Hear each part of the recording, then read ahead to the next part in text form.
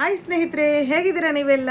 ನಾನು ಚೆನ್ನಾಗಿದ್ದೇನೆ, ನೀವು ಚೆನ್ನಾಗಿದ್ದೀರಾ ಅಂತ ಅಂದ್ಕೊಂಡು ಸಂಡೇ ಸ್ಪೆಷಲ್ ಅಂದರೆ ನೋಡಿ, ತಲೆಗೆ ಎಣ್ಣೆ ಫುಲ್ ಹಾಕ್ಕೊಂಡಿದ್ದೇನೆ.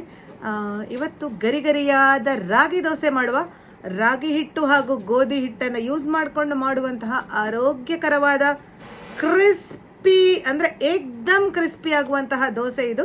ಬನ್ನಿ ಹೇಗೆ ಮಾಡೋದು ಅಂತ ನೋಡ್ಕೊಂಡು ಬರೋಣ. ಅದ್ಭುತವಾದ ದೋಸೆ ಮಾಡಲಿಕ್ಕೆ 3/4 ಗ್ಲಾಸ್ನಷ್ಟು ಉದ್ದಿನ ಬೇಳೆ, 1/4 ಗ್ಲಾಸ್ನಷ್ಟು ದಪ್ಪ ಅವಲಕ್ಕಿ, ತೆಳು ಅವಲಕ್ಕಿ ಹಾಕೊಳ್ಳೋರಾದರೆ ಅರ್ಧ ಗ್ಲಾಸ್ನಷ್ಟು ಹಾಕ್ಕೊಳ್ಳಿ. 1 ಟೇಬಲ್ ಸ್ಪೂನಷ್ಟು ಮೆಂತೆಯನ್ನು ಹಾಕ್ಕೊಂಡು ಚೆನ್ನಾಗಿ ತೊಳೆದು 2ರಿಂದ 3 ಬಾರಿ ತೊಳೆದು ಇದನ್ನು 4 ಗಂಟೆಗಳಷ್ಟು ಕಾಲ ನೆನೆಸಿಟ್ಕೊಳ್ಬೇಕು.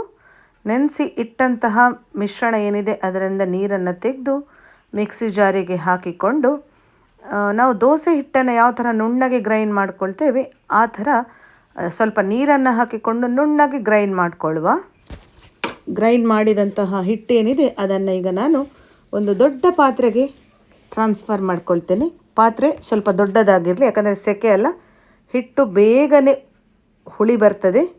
ಪಾತ್ರೆ ತುಂಬ ದೋಸೆ ಹಿಟ್ಟು ನೆಕ್ಸ್ಟ್ ಡೇಗೆ ಖಂಡಿತವಾಗಿಯೂ ರೆಡಿ ಆಗ್ತದೆ.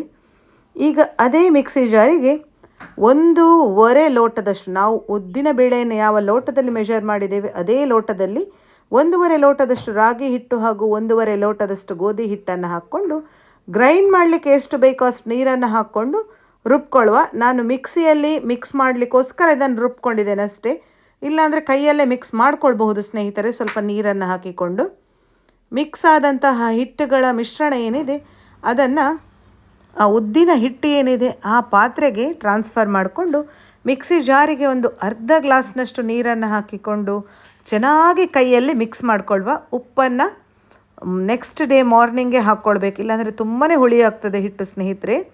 ಚೆನ್ನಾಗಿ ಇದನ್ನು ಕೈ ಬೆರಳುಗಳ ಸಹಾಯದಿಂದ ಈ ಥರ 2ರಿಂದ 3 ನಿಮಿಷ ಚೆನ್ನಾಗಿ ಮಿಕ್ಸ್ ಮಾಡ್ಕೊಳ್ಳಿ. ಯಾಕಂದರೆ ನಾವು ಉದ್ದನ್ನು ಹಾಗೂ ಈ ಹಿಟ್ಟುಗಳನ್ನೇನು ಬೇರೆ ಬೇರೆ ಗ್ರೈಂಡ್ ಮಾಡಿರ್ತೇವಲ್ಲ, ಹಾಗಾಗಿ ಚೆನ್ನಾಗಿ ಮಿಕ್ಸ್ ಆದ ನಂತರ ಪಾತ್ರೆಯ ಸೈಡನ್ನೆಲ್ಲ ನೀಟಾಗಿ ಕ್ಲೀನ್ ಮಾಡಿಕೊಂಡು ಮುಚ್ಚಿಡಬೇಕು.